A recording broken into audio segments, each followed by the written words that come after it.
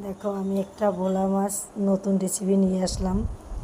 কচু পাতায় ভোলা পাতুরি নিয়ে নিলাম। একটু সর্ষে, পোস্ত, জিরে, লঙ্কা, কাঁচা লঙ্কা আর একটু পেঁয়াজ কুচানো, বেশি পেঁয়াজ কুচানো ছিল। এটা একটু পেস্ট করে নিলাম।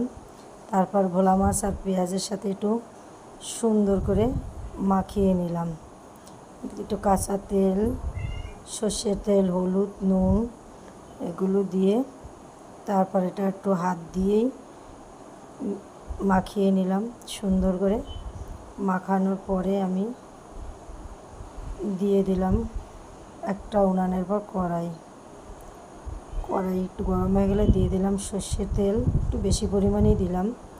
তেলটা গরম হওয়ার পরে দিয়ে দিলাম এক এক করে কচু পাতা। প্রথমে কটা কচু পাতা দিয়ে আর কটা রেখে দিয়েছি, ওটা পরে ঢাকা দেব। তারপরে কচু পাতার উপর এক এক করে মাছগুলো একটু সাজিয়ে দিলাম।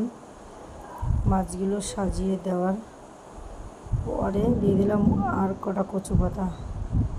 এটা কিন্তু সেই ছোট্ট কচু পাতা যা বাটা খাওয়া যায়। তারপরে দিয়ে দিলাম একটু ঢাকা দেওয়ার পরে আমি 5-10 মিনিট পরেই তুলে নিলাম। তুলে নেওয়ার পরে দিয়ে দিলাম একটু রসুন, গোটা রসুন আর কাঁচা লঙ্কা। এটা দিয়ে আমি কচু পাতাটা লাস্টে বাটা করব, তাই 20 মিনিট পরে তুলে নিলাম ঢাকনাটা। দেখো কেমন হয়েছে একটু দেখি সবার সাথে। দেখো কি সুন্দর কলা পাতার মতোই হয়ে গেছে পাতুরিটা। তুলে দেখলাম কেমন হয়েছে। তারপরে কচু পাতাটা অন্য একটা পাত্রে আমি তুলে নিলাম। তুলে নিয়ে রসুনটাও তুলে নিলাম, লঙ্কাটা দিয়ে বাটা করবো। সেই জন্য আমার মাছ পাতুরিটা হয়ে গেল, কিন্তু কচু পাতাটাও হয়ে গেল সিদ্ধ।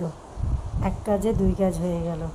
পরে মাছটা নামিয়ে নিলাম আর পাতাটা বাটা করে নিলাম। দেখো বন্ধুরা কেমন লাগছে দেখতে, একটু দেখে জানাবে কেমন হয়েছে।